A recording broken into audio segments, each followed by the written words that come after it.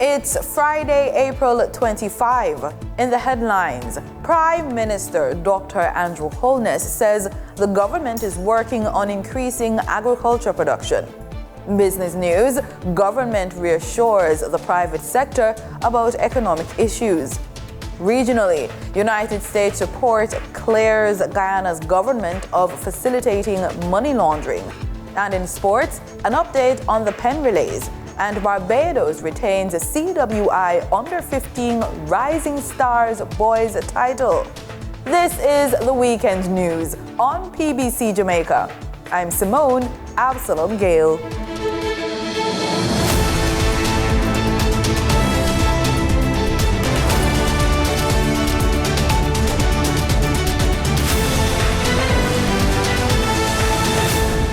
Prime Minister Dr. Andrew Holness says food security and other related economic sectors depend on increasing agricultural production.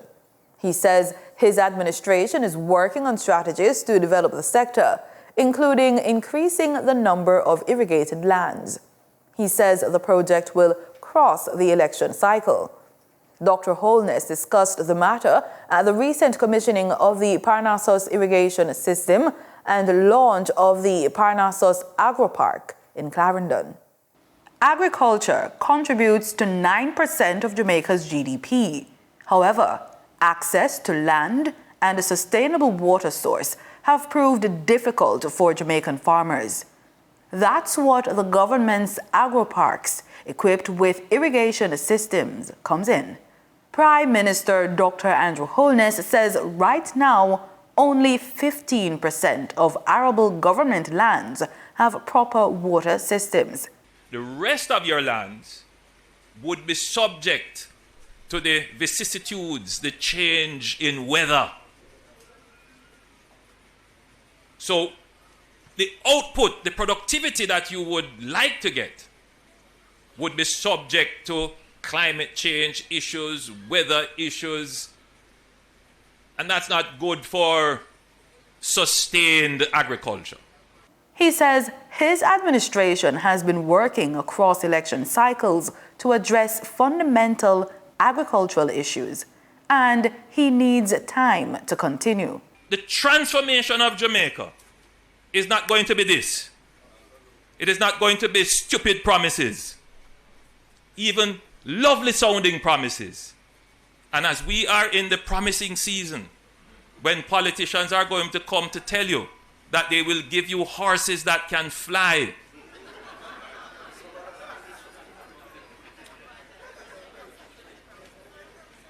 the worry is not the politicians who are going to tell you that the horse that they are selling can fly.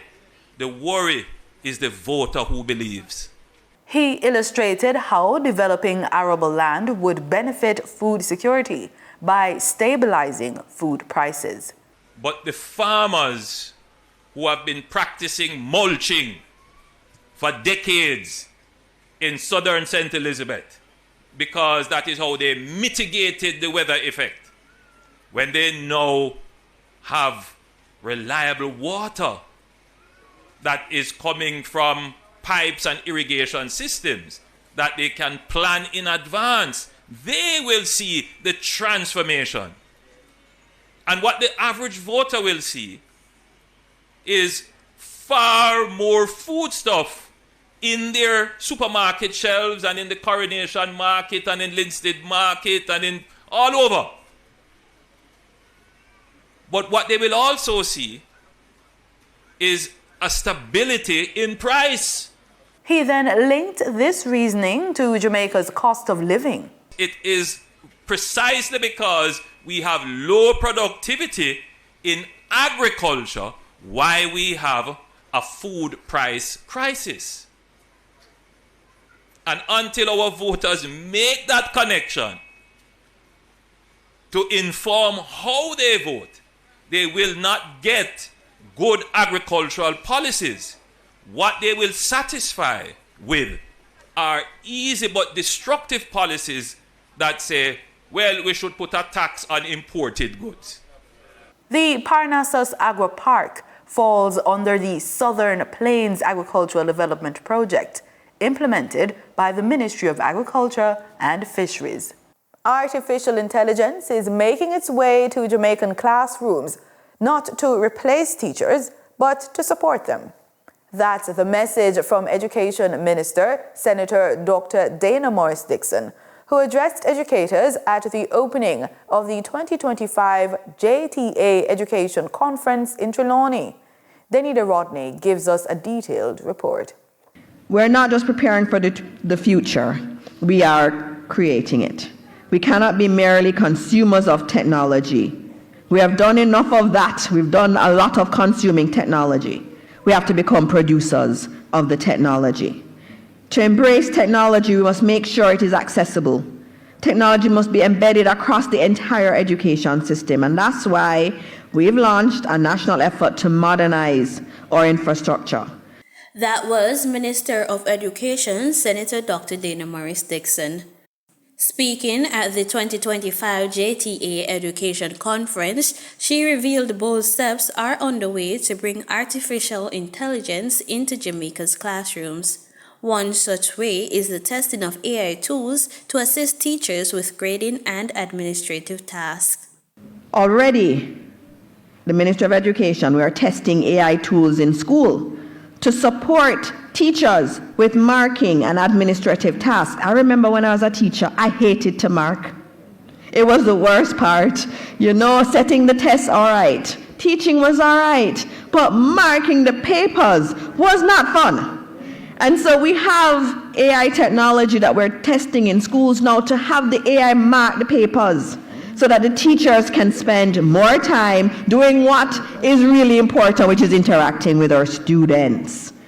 So this is freeing up valuable time so teachers can focus on what's the important things. She also revealed plans to launch the Jamaica Learning Assistant. We're also preparing to launch the Jamaica Learning Assistant, an AI-powered tool that tailors learning to students' individual styles. So whether they prefer stories, humor, quizzes, or dialogue, AI will help us meet learners where they are and lift them higher. But this is just a support to the teacher. So after you've imparted the lesson, they can go and they can practice and they can find out things that they never maybe understood in the class. They can explore it some more. They want to do more and learn stories or hear stories. That is why we're doing that. The Education Minister continued, saying a state-of-the-art AI lab is expected to open later this year, giving students and educators a space to develop homegrown tech solutions. This lab will be a space where Jamaican youth and others can create their own technology solutions. I would love to see the lab used to help our teachers to create new programs that can be used in our schools with our students. The 3-day conference, held under the theme Innovations in Education Technology, the Imperative of Change, brings together educators to discuss the future of learning and how to shape it. Reporting for the news on PBCJ, I am Denida Rodney. Time now for the Business Report with Denise Williams.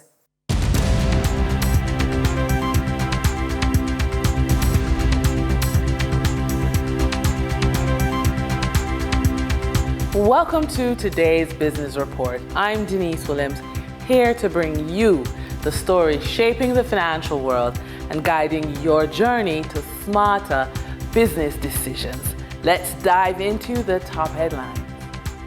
Prime Minister Dr. Andrew Holness on Thursday sought to reassure the private sector organization of Jamaica, PBCJ, on key economic issues.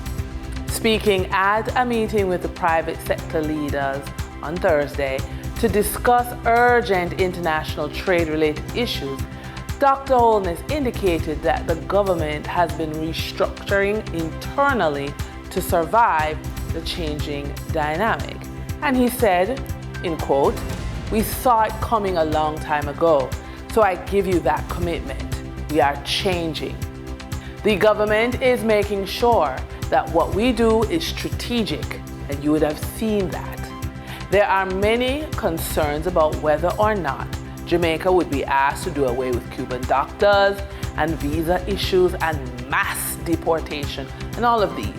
We have been at the table and we have been negotiating in our general agreement, end quote. Also in attendance with the PSOJ and Dr. Holness was Minister of Foreign Affairs and Foreign Trade, Senator Kamina Johnson-Smith. Senator Johnson-Smith indicated that other matters discussed during the meeting included Jamaica's geostrategic positioning, issues related to the new tariffs that have been imposed, and other changes which have been occurring globally. Energy, plans in respect to reducing bureaucracy and improving productivity, which are critical pillars to Jamaica's growth agenda, as well as diversification of market access and leveraging the access that already exists but is underutilized. Global credit rating agency Fitch Ratings has affirmed National Commercial Bank Jamaica Limited long-term issuer default rating at BB- with a positive outlook. One of the determining factors for the positive credit rating was that NCB retained its position as Jamaica's largest and most systemically important bank, with 37% of market share by assets and 32% of deposits by year-end 2024. Quote, this rating is a strong endorsement of the resilience of our institution and the clarity of our strategic direction, said Bruce Bowen, CEO of NCB. He continues, it reflects the confidence of regulators, investors, and customers in our ability to grow responsibly while safeguarding Jamaica's financial system. We remain focused on disciplined risk management, innovation, and sustainable value creation for all stakeholders. For the trading period ending April 24, 2025, these were the most actively traded stocks. Investment house Sagicor Select Funds Limited Financial with 2,853,219 units traded, representing 17.09% of market sales volume.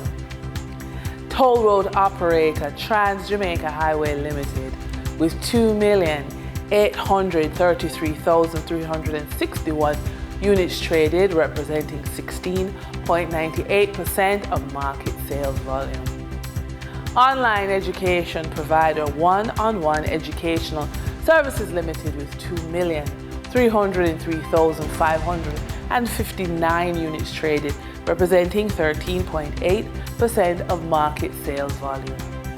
We now shift our focus to the Forex market rates set by the Bank of Jamaica.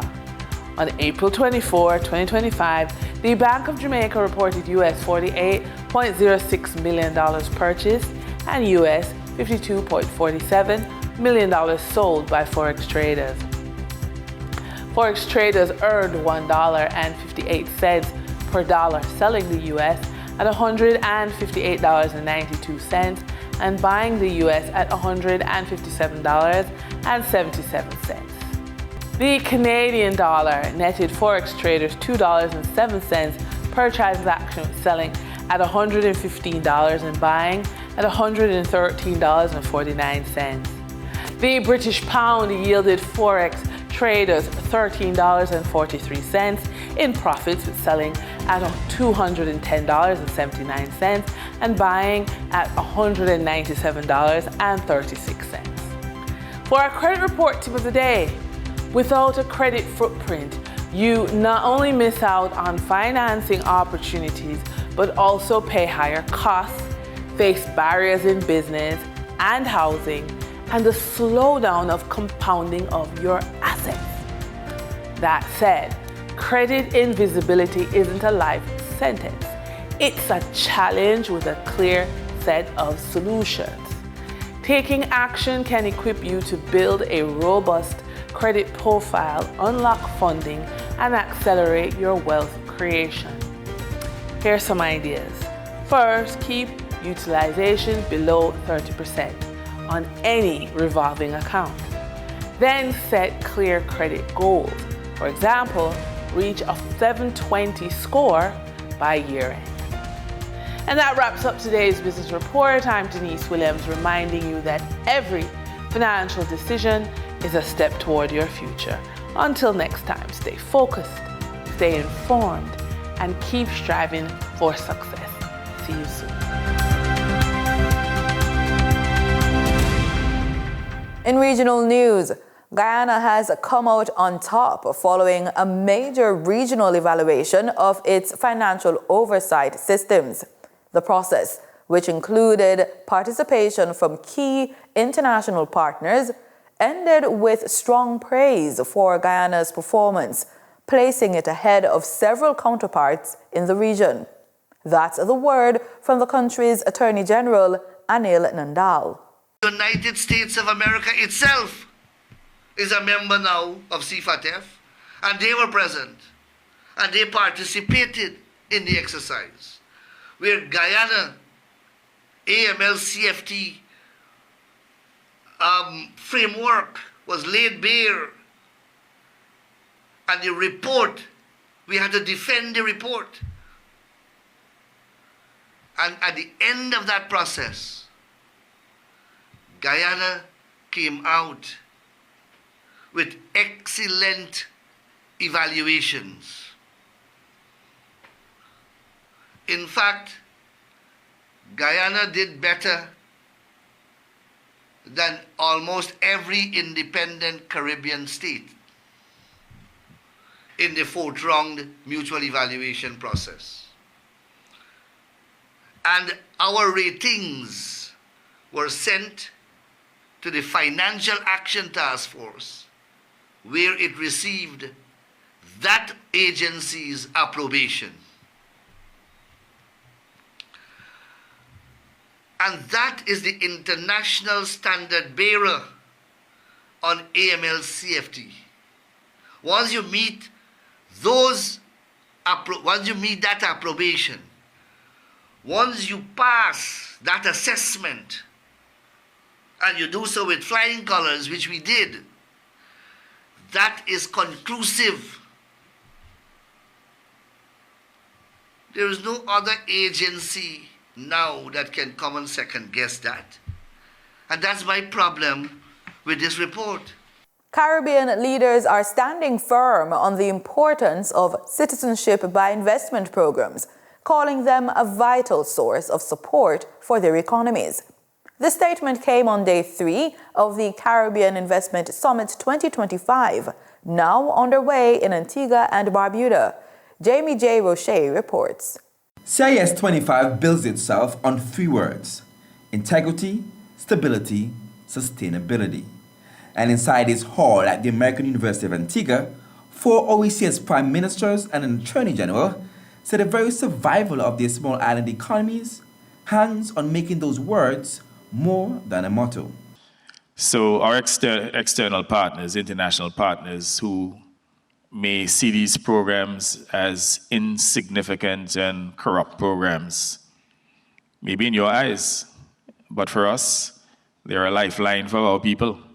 And they need to be maintained, they need to be sustained, they need to continue to grow and develop so they can continue to generate revenues to help us to advance the living standards of our people. The governments of Dominica, Grenada, St. Lucia, and St. Kitts and Nevis also underscore how vital these programs are. We have created a special fund that sits with Eastern Caribbean Central Bank. We have legislated into law that the government is mandated to transfer a certain percentage of the CIP funds into that fund, which is essentially a rainy day fund in the event of a natural disaster. We have used our funds in many areas, from construction of hospitals to health centers. I mean, in one period of 2 years, we built about 12 health centers and 1 hospital. And of course, housing. And the housing that we build are given to our citizens in large measure at no cost to them. Now, what CBI funds do in St. Kitts and Nevis is that they subsidize the cost of living. For example, the state subsidizes cooking gas, vehicle gas, electricity. We have a program called STEP, where persons who are unemployed are paid by the state to then work in the private sector. The leaders promised CBI 2.0 with plans for a single OECS regulator, biometric vetting, and real-time compliance monitoring. We want to maintain its integrity, we want to maintain its transparency, so the people can benefit from it. The leaders say without CIP cash, some projects would still be on the drawing board or never drawn at all. From debt relief to hurricane recovery, these leaders insist that citizenship by investment programs in the sub-region are here to stay, but under tougher, more unified rules. From AUA, I am Jamie J. Roche reporting for ABS News. Health officials in Barbados are sounding the alarm over a troubling rise in sexual transmitted infections among young adults. Senior Medical Officer Dr. Dale Babb says cases of chlamydia, syphilis, and gonorrhea are climbing. But there's also some good news, with notable progress made in HIV treatment. The age group most commonly where we see the rise is the 20 to 24 age group in males and females. With respect to syphilis, we're seeing an overall rise. We don't have the detailed sex breakdown to be able to say more males than females, but we do for gonorrhea and chlamydia. Chlamydia rates, although numbers have risen, the overall positivity rate has not. So what we're seeing with chlamydia is a consistent, I don't want to say a steady, but yeah, a steady number of cases. In terms of HIV is we've made significant progress with our treatment. We've noticed that people are presenting at an earlier stage of infection, which is what we want, what we have always been striving for and are now seeing. All of that is positive, but what I want to caution the public about is to remember the other STIs. Syphilis, gonorrhea, chlamydia are often forgotten about, even though I hear repeatedly persons saying that they don't hear about HIV anymore. It hasn't gone anywhere, but guess what else hasn't gone? Syphilis, chlamydia, and gonorrhea. In sports, we begin with athletics. The opening day of the Penn Relays at Franklin Field Stadium was marked by standout performances from Jamaican high school athletes, particularly in the field events. With temperatures reaching the high 70s Fahrenheit and under clear skies, Jamaica's young competitors delivered one of their best single-day performances in recent memory. Leading the charge were two recent Carifta Games gold medalists, Desparo Ray of Kingston College and Chavez Penn of Jamaica College. Together, they played a key role in helping Jamaican schools dominate the field events, claiming victory in 5 of the 6 contests. Ray, fresh from his Carifta success, stole the spotlight with an impressive shot put throw of 20.87 meters, securing the Championship of America title. Monroe College's Devontae Edwards finished in second place with a throw of 19.78 meters, and Cornwall College's Marlanda Ferguson took third with a throw of 19.67 meters. St. Elizabeth Technical's Recoy Hunter also made waves in the boys' long jump, winning the event with a leap of 7.40 meters on his 5th attempt. Calabar's Romain Lewis secured second place with a jump of 7.22 meters. In the boys' triple jump, JC's Michael Andre Edwards claimed the gold with a jump of 15.95 meters, while Woolmer's boys' Ricardo Gray Clark rounded out the top 3 with a jump of 14.82 meters. Edwin Allen High's Addison James added another victory for Jamaica in the boys' javelin with a throw of 65.98 meters. Monroe College's Ojay Ellis took second with 59.14 meters, with Calabar's Tariq Daly placing 4th. The final field event of the day saw JC's Joseph Salmon secures second place in the shot put with a throw of 61.64 meters. On the track, Calabar also had a strong showing, advancing impressively in the preliminary rounds of both the Championship of America 4x100 meters and 4x400 meters. With these stellar performances, Jamaica's athletes are making their mark early at this year's Penn Relays, setting the stage for an exciting competition ahead. Now into the creases with cricket. Trinidad and Tobago's under-15 cricketers wrapped up their campaign with a solid 6-wicket win over the Leeward Islands in their final match of the CWI Rising Stars tournament. But it was Barbados who stole the spotlight, going unbeaten and sealing the championship with a convincing win over Guyana.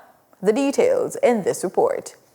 Batting first, the Leeward Islands struggled to build substantial partnerships and were eventually bowled out for just 92 runs in 25.4 overs. Jathan Edwards top scored for the Leewards with a fighting 19 runs from 21 deliveries, supported by Clavonte Powell and Demore Prentice, who each scored 18 runs. Trinidad and Tobago's bowlers were impressive, particularly Giovanni McKnight, who claimed 3 wickets for 29 runs, and Sanjeev Bechu, who also took 3 wickets for just 12 runs in a sharp 7-over spell, and Jaden Sadafal with 3 for 28. It's a tough task.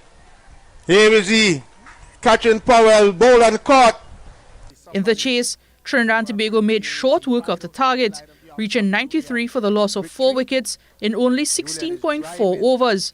Jordan Julian led the chase with an aggressive 36 from 26 deliveries, including 7 boundaries, while captain Kaiden Pollard contributed a steady 21 of 34 deliveries. Samuel Stewart remained unbeaten on 18 to see his side comfortably over the finish line.